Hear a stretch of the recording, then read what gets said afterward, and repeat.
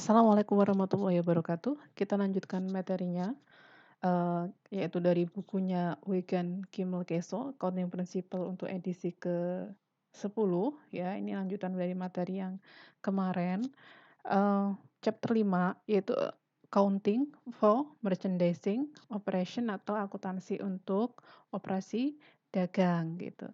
Nah, kalau yang kemarin-kemarin kita pelajari itu adalah untuk perusahaan jasa gitu. Nah, apakah, perusahaan dagang tidak melakukan transaksi-transaksi sebagaimana yang ada di perusahaan jasa? Ada.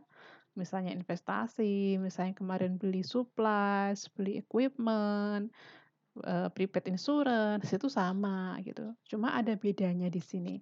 Beda antara perusahaan jasa sama perusahaan dagang. Kita lihat dari sisi siklus operasinya.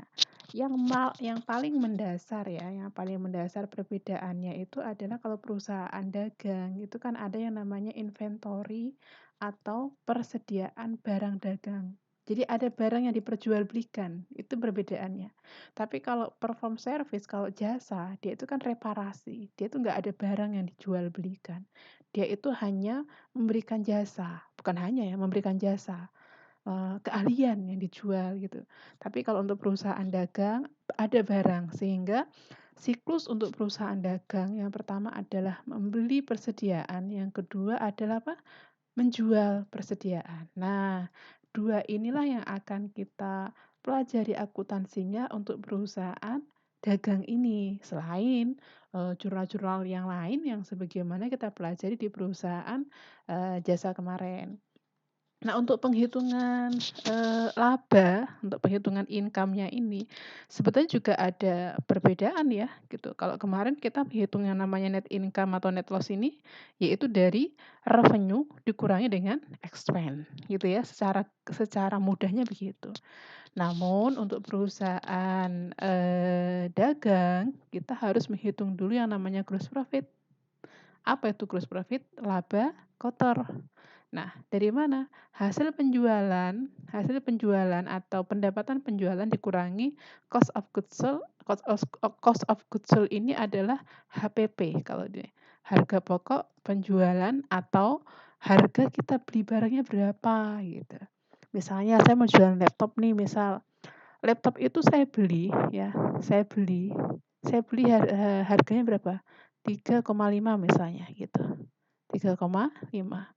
Nah, kemudian saya jual 5 juta. Nah, kalau saya ingin menghitung laba kotor, berapa laba kotor saya? Maka 5 dikurangi dengan 3,5 juta, laba kotor saya adalah 1,5 juta. Nah, ini belum dikurangi beban-beban yang lain ya, expense-expense yang lain misalnya. Misalnya saya sewa toko atau enggak gitu, dan lain sebagainya lah untuk mendapatkan net income. Itu bedanya. Kemudian untuk, alur biaya dari, perusahaan dagang, yang pertama nih, jadi perusahaan itu kalau sudah beroperasi kemarin misalnya kan, bulan kemarin, bulan ini, di awal tanggal 1 April misalnya, dia itu biasanya sudah punya, persediaan di gudang. Sudah ada, apa namanya, sisa sisa stok kemarin, stok yang di bulan Maret. Nah, namanya beginning inventory atau persediaan awal. Karena misalnya, kita lihat April ini bakal banyak permintaan, kita kurang nih barang yang ada di gudang, kita beli lagi, yang namanya cost of goods purchased. Nah, pembelian barang sama yang, masih di awal atau persediaan di awal itu kita tambahkan, nanti namanya adalah cost of goods available for sale atau barang yang siap untuk dijual.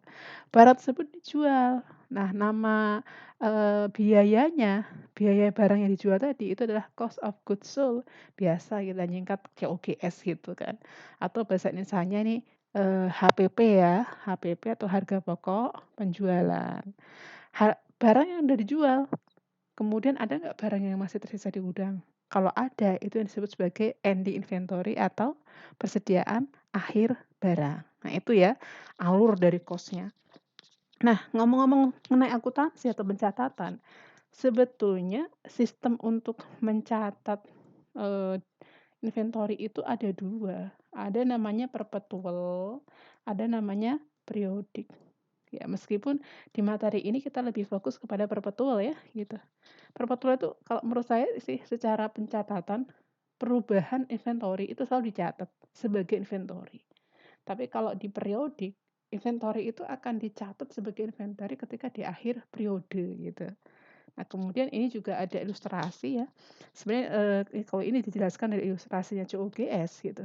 Jadi ketika barang itu dijual, COGS-nya dicatat. Tapi kalau periodik, COGS-nya akan diketahui di akhir periode. Oke, kalau misalnya masih bingung, gampang nanti penjelasan berikut-berikutnya ya.